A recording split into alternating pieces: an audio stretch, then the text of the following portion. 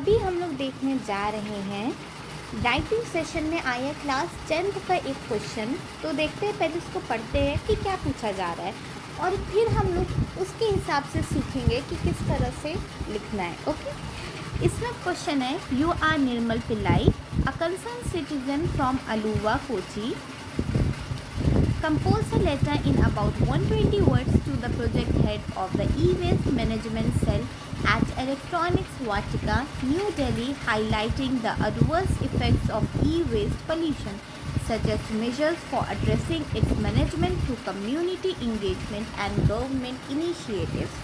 तो मतलब आपको देख के पता चल गया होगा कि इसमें आपको लेटर लिखने को कहा है। ठीक है, 120 वर्ड में, तो वर्ड लिमिट भी दी गई है और आपको लिखना किसको है ये भी दिया है, प्रोजेक्ट हेड को लिखना है, ई वेस्ट मैनेजमेंट सेल के, जो कि कहाँ है, उसका एड्रेस भी दिया है, न्यू दिल्ली में है। ठीक है, फिर उसके बाद आपको इसमें बॉडी में क्या लिखना है ये भी दिया है क्वेश्चन में। इसमें लिखना है आपको एडवर्स इफेक्ट क्या होते हैं ई वेस्ट पोल्यूशन के, इलेक्ट्रॉनिक वेस्ट से जनरेट होने वाला पोल्यूशन। जैसे कि मोबाइल आपका हो गया, इलेक्ट्रॉनिक वेस्ट है ना। अब ऐसा तो है नहीं मेरे पास हाथ में केले का छिलका होता, हम उसको फेंक देते तो कुछ टाइम बाद वो भी सड़ गल के मैन्योर बन जाता। लेकिन मोबाइल को फेंक देंगे तो उससे क्या होगा, क्या है, आज फेंकेंगे तो आज से 1 करोड़ साल भी हमें मोबाइल यही मिलेगा, है ना। हम रहे ना रहे, मोबाइल जो फेंकेंगे वो वैसे ही पड़ा रहेगा। तो वही बताया जा रहा है कि एडवर्स इफेक्ट क्या है इलेक्ट्रॉनिक वेस्ट के, उससे जो पोल्यूशन होता है उसके बारे में, उसकी कमियों के बारे में आपने बताना है। ठीक है, आपको फिर मेजर्स भी बताने हैं कि उसका मैनेजमेंट कैसे कर सकते हैं through community engagement and government initiatives. मतलब कि अगर कम्युनिटी सब लोग मिलकर आए और इसको रोकने के लिए, मतलब ई वेस्ट को कैसे, जैसे कि रिसाइकिल कर सकते हैं या कुछ भी कर सकते हैं, तो कम्युनिटी मतलब सारे लोग मिलकर अपना क्या योगदान दे सकते हैं। और गवर्नमेंट कैसे कुछ कर सकती है, जैसे कि गवर्नमेंट कुछ पॉलिसी बना दे या कुछ ऐसा बना दे कि रिसाइकिल का कई सेंटर्स खोल दे या कुछ भी हो जाए, तो उसके बारे में हमने बताना है। ठीक है, discarded electronic devices such as smartphones, computers and television which are no longer in use or have reached the end of their life cycle. तो ये पोल्यूशन किसकी वजह से होता है, ये बता रहे हैं कि डिस्कार्डेड यानी कि जो ख़राब हो चुके हैं इलेक्ट्रॉनिक डिवाइस, जैसे कि स्मार्टफोन हो गया, आपका मोबाइल, कंप्यूटर हो गया, टेलीविज़न हो गए, जो कि अब यूज़ में नहीं है या उनकी टाइम ख़त्म हो चुका है, यानी कि अब उसको और आगे आप चला ही नहीं सकते, सब खराब हो चुके हैं। ठीक है, तो ये हमारा क्वेश्चन था। सबसे पहले तो हमने क्वेश्चन को समझना होता है, स्टेप 1 यही होता है। अब क्वेश्चन समझ गए तो फिर आंसर भी हो जाएगा। ठीक है, अब आंसर देखो, आंसर में सबसे पहले तो एड्रेस लिखना होता है, फिर उसके बाद डेट बता दो, फिर उसके बाद किसको लिख रहे हो, जैसे इन लोग लिख रहे हैं उसमें क्वेश्चन में था प्रोजेक्ट हेड को लिखना है, ई वेस्ट मैनेजमेंट सेल को।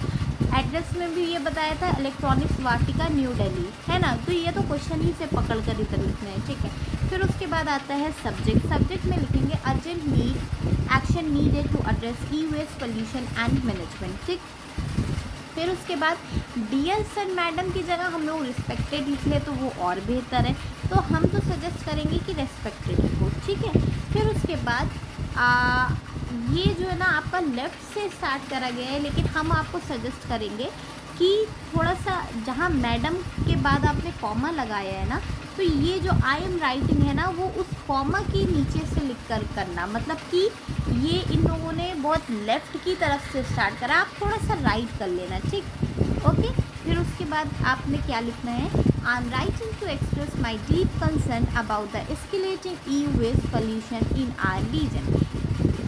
क्या बोल रहा है कि हम ये लिख रहे हैं अपना एक्सप्रेस करने के लिए, मतलब बाहर जाहिर करने के लिए, डीप कंसर्न यानी कि गहरी परवाह। कंसर्न क्या होता है, परवाह, डीप कंसर्न, बहुत ज़्यादा परवाह है हमें, about the escalating e waste pollution in our region. Escalating मतलब कि ये बहुत बढ़ रहा है। ठीक है, ये जो पोल्यूशन है ना, मोबाइल फ़ोन हो गए, मोबाइल फ़ोन, टीवी या इलेक्ट्रॉनिक डिवाइसेस जो हो गए ना, उनसे जो पोल्यूशन है वो बहुत ज़्यादा बढ़ रहा है, तो बढ़ता ही जा रहा है। तो इसकी जो ना कंसर्न हो रही है, हमें परवाह हो रही है, तो इस वजह से हम ये लिख रहे हैं electronic waste from discarded devices like smartphones, computers and television poses severe environmental and health risk. फिर आप उसको आप बॉडी में लिखो कि ये जो इलेक्ट्रॉनिक वेस्ट होते हैं जो कि डिस्कार्ड किए जाते हैं, है ना, जैसे स्मार्टफोन्स, कंप्यूटर, टीवी होते हैं, वो बहुत ज़्यादा हेल्थ के लिए भी हानिकारक है और इन्वायरमेंट के लिए भी, हमारे पर्यावरण के लिए भी। That toxic materials such as lead, mercury and cadmium leach into the soil and water systems, causing significant ecological damage and potential health hazards for local communities. आपने कभी देखा होगा कि ये जो जानवर होते हैं ना, ये भी ऐसे क्या नाम है, जो कूड़ा करकट रहता है वहाँ पर खाने को ढूंढने जाते हैं, लेकिन पता है हम लोग इतना ज़्यादा इलेक्ट्रॉनिक वेस्ट जैसे कि मोबाइल्स फेंके, तो मोबाइल या टूटा हुआ मोबाइल की स्क्रीन टूट गई, आपने फेंक दिया, कंप्यूटर की स्क्रीन टूट गई, आपने फेंक दिया। वो बेचारे खाने के लिए ढूंढने के लिए वहाँ पर जाते हैं और फिर उनको खुद बेचारों को ये जो कांच की स्क्रीन्स वगैरह होती है ना, उससे पूरे ज़ख्मी हो जाते हैं। एक उसको भी आप ऐड कर सकते हो। खैर, इसने लिखा है कि इलेक्ट्रॉनिक डिवाइस में जो ना टॉक्सिक मटेरियल भी यूज़ होते हैं, जैसे थर्मोमीटर आपने देखा है, थर्मोमीटर में मरकरी वाला भी थर्मोमीटर होता है ना, तो वही मरकरी हो गया, लेड हो गया, कैडमियम, ये सारी चीज़ें अगर किसी डिवाइस के अंदर होगी तो जब उसको सॉइल में जाएगा या पानी के साथ मिल जाएगा ना, तो फिर बहुत ज़्यादा हेल्थ के लिए हमारा ख़तरनाक हो जाता है ये, ठीक है। I strongly recommend implementing comprehensive community awareness programs and establish convenient e-waste collection centers. अब आपने पहले पैराग्राफ में आपने प्रॉब्लम को बताना है, दूसरे में उसका सलूशन बता दो, ठीक है। कि वो कह रहे हैं कि हम ये रिकमेंड करेंगे, मेरी ओर से ये सुझाव है कि इम्प्लीमेंट किया जाए। क्या इम्प्लीमेंट करा जाए? Comprehensive community awareness programme. सबसे पहले तो जागरूकता फैलाओ लोगों में, तो कम्युनिटी अवेयरनेस यानी कि हमारे जो आसपास के लोग हैं सबको जो ना जागरूक करो, ऐसे प्रोग्राम्स चलाओ। And establish convenient e waste collection centres, और जगह जगह पर ई वेस्ट कलेक्शन सेंटर हो, यानी कि जैसे रद्दी वाला आता है ना, घर से रद्दी सामान ले जाता है, तो ऐसा ही सेंटर्स होना चाहिए जहाँ पर ख़राब वराब मोबाइल हम लोग डायरेक्ट फेंकने से अच्छा कूड़े खाने में वहाँ जाके उसको दे दिया जाए, ठीक है। Government supported recycling initiatives and incentive schemes for responsible electronic disposal will dramatically improve our current waste management strategies.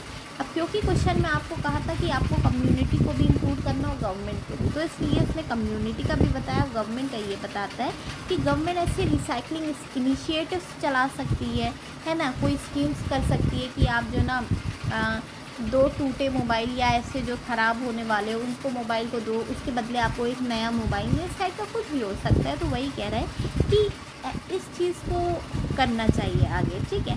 Urgent action is crucial to protect environment and public health.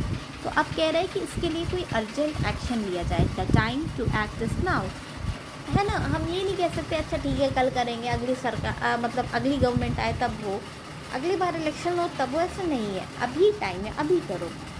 Our collective efforts can transform this environmental challenge into an opportunity for sustainable development and responsible citizenship. अगर हम सब मिलकर काम करें तो इस problem का भी सल्यूशन हो सकता है। कहते हैं ना, journey of 1000 miles begins with a single step। 1000 कदमों की जो जर्नी होती है वो भी एक 1000 से मतलब बहुत बड़ी जर्नी भी हो ना, वो एक स्टेप से शुरू होती है। तो कोई स्टेप तो लिया जाए, लोग सामने आए हेल्प करने के लिए, ठीक है। तो वही सब बता रहे। फिर उसके बाद योर सिंसियरली, फिर आपको क्वेश्चन में दिया था कि आपका नाम देखो, यू आर निर्मल पिल्लाई, तो खुद का अपना सगा नाम मत लिखना, निर्मल पिल्लाई लिखना। और फिर उसमें ये भी बोला था अ concern citizen from Aluva Kochi, तो अ कंसर्न सिटीजन रेसिडेंट लिख देना, कुछ भी इस टाइप का लिख सकते हो, ओके। सो आई होप कि ये आपको समझ में आ चुका है। ये क्वेश्चन आपके CBSE बोर्ड में क्लास 10th में शायद पूछा गया था। तो उसके साथ साथ आपको एक आ भी गए कि अगर आपको भी कभी ऐसे लिखना पड़े, अपने एरिया के लिए लिखना पड़े, अगर आपसे कोई कहे कि भैया कोई लेटर लिख दो, देखो यहाँ पर क्या क्या चल रहा है, तो आपको भी लिखना आ जाए, ये इसका मकसद था आपको बताने के लिए। एंड सॉरी ये बैकग्राउंड की आवाज़ के लिए। I hope you understand. Thank you.